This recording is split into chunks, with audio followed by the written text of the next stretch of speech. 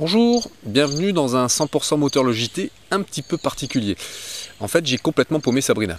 Elle est partie faire chauffer un quad pour un essai il y a environ juste 6 heures. Et apparemment, le sens de l'orientation, c'est pas vraiment son fort.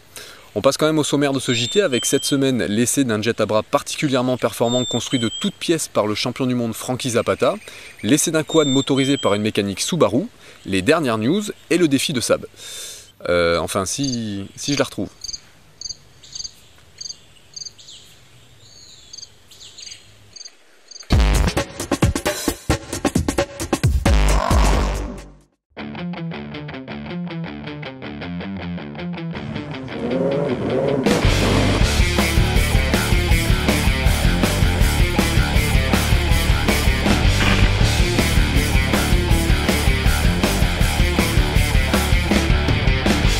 C'est près de Marseille que le multiple champion du monde de jet ski Frankie Zapata conçoit et fabrique de toutes pièces son propre jet à bras, le FZ 950. Commercialisé depuis seulement un an, cette machine bénéficie de toute son expérience en compétition et le moindre détail est parfaitement réfléchi à l'instar du système de fixation rigide et l'attache du capot moteur, de la trappe pour accéder facilement à l'arbre de transmission et à la turbine, ou encore le montage de la direction sur roulement afin d'éviter les jeux dans le guidon.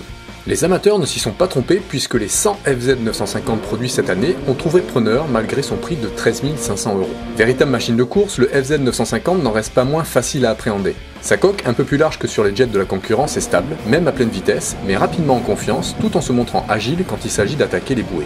Grâce au savoir-faire de Frankie en termes de design de coque, le FZ 950 est ventousé à l'eau et, à condition de garder toujours une turbine en prise à l'amorce d'un virage, le jet ne dérape pas et l'on peut tourner dans un mouchoir de poche. Attention toutefois lorsque vous coupez les gaz, la grosse entrée d'eau freine beaucoup le jet et il vaut mieux garder un filet de gaz pour ne pas trop déstabiliser la machine.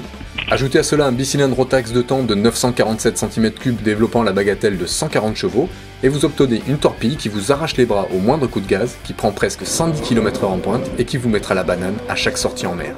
Après ce coup de maître, Frankie s'attaque maintenant au jet à selle. Vu les performances du FZ 950, son grand frère devrait faire de belles vagues dans le milieu.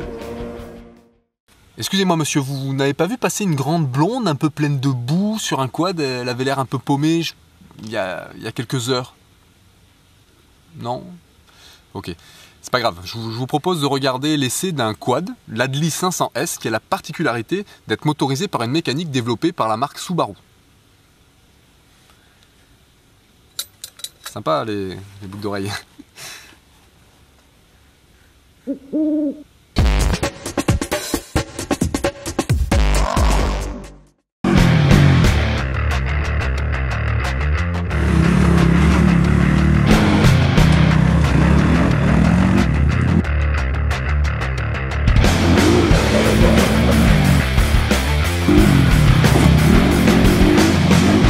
Hop, on se calme. J'en vois déjà qui imaginent le gros flat 4 Subaru rentré au chausse-pied dans le cadre treillis tubulaire de l'Adli 500S. La marque taïwanaise importée par la CIMA n'a pas été jusque-là, mais le monocylindre Katan de 499 cm3 a déjà de quoi réjouir pas mal d'acharnés de la gâchette.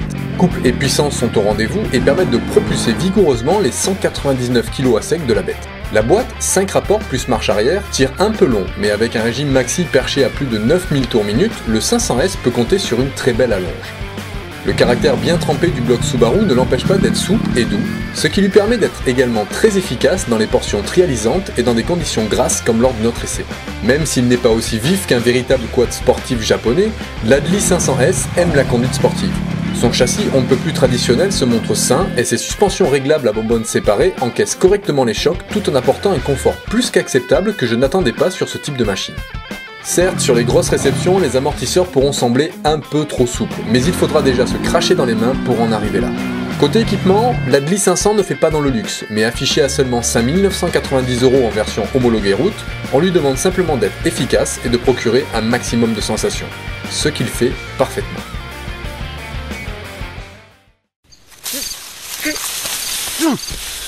Bon, j'en ai marre, hein. Elle aura qu'à demander son chemin au sanglier. On finit ce JT avec les dernières news et le défi de Sab. Sab, c'est toi?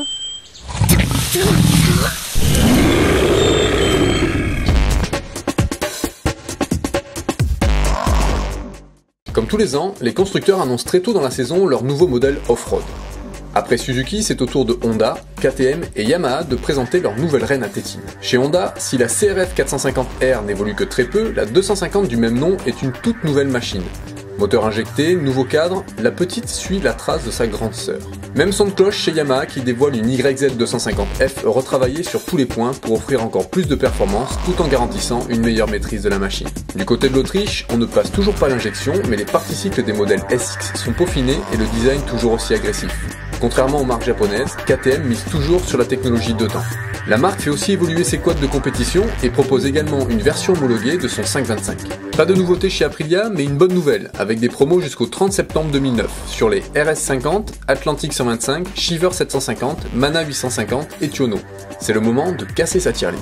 On finit ces news avec le nouveau casque Shoei XR 1100 qui propose, en plus d'un très beau design, des évolutions techniques intéressantes comme un champ de vision élargi même avec le film Pinlock, un système d'aération optimisé et un intérieur complètement repensé. Le prix ? À partir de 399 €.